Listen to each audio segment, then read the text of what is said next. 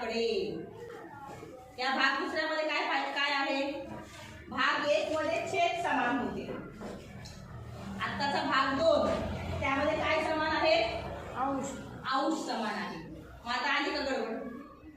आता मगाची ट्रिक वापरून जाणार नाही. मगाशी आपण काय केलं होतं? छेद झाकले होते आणि अंशानुसार चढता उतरता क्रम लावला होता. तर डोकं लावायचं होतं का? आता इथं काय झाकावं लागेल? जे समान आहे ते झाकायचं. काय समान आहे? अंश समान आहे ते आपण झाकून टाकायचे. म्हणजे अंश नाही तर तिथं असं समजायचं. जे विषम आहेत त्याच्याकडे आपलं लक्ष केंद्रित करायचं. विषम काय आहे? वेगवेगळे अंक कुठले? छेद हे विषम आहे. मग आता चढता उतरता क्रम लावताना काय लक्षात घ्यायचंय पहा. जेव्हा छेद हे विभिन्न असतात, बघच्याकडे नीट लक्ष द्या. जेव्हा छेद विभिन्न असतात आणि आपल्याला चढता उतरता क्रम लिहायचा असतो त्यावेळेस सगळ्यात लहान छेद ज्याचा आहे, कशाचा आहे लहान छेद? कशाचा आहे? सगळ्यात लहान छेद ज्याचा आहे तो असतो मोठा अपूर्णांक. मोठा अपूर्णांक. या ठिकाणी मात्र आपल्याला उलट डोकं चालवायचे. दिसायला लहान असतं तर त्याचं का मोठं आहे. आणि मग याची मोठी संख्या कुठली दिसते आपल्याला? 5.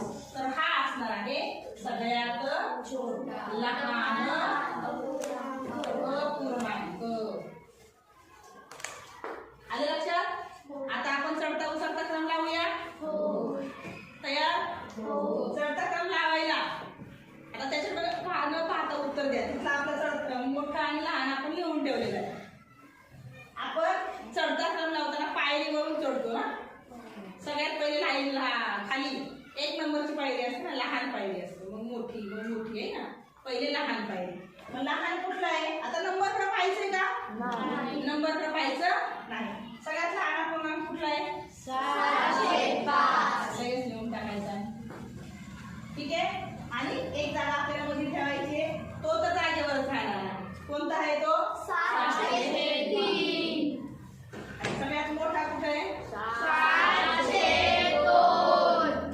तसंच इथं आहे. येतंय लक्षात? आता लिहूया उतरता क्रम. उतरत्या क्रमाला संख्या कुठली यायची? पहिली मोठी संख्या. कुठली आहे मोठी संख्या? 6.